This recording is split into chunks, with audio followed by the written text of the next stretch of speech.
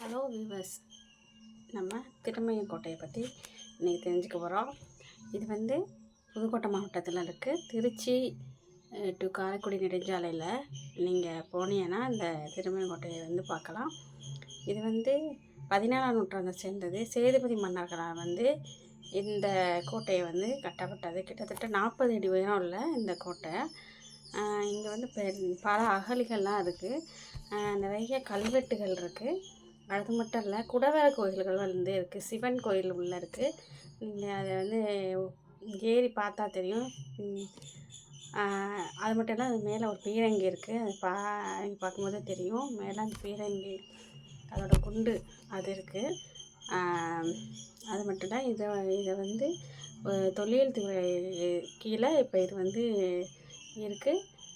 இங்கே ஒரு சிறப்புமிக்க இடம் கூட சொல்லலாம். இது அடிவாரத்தில் வந்து ஒரு கோயில் இருக்குது. திருச்சி போகிறவங்க போய் பாருங்கள்.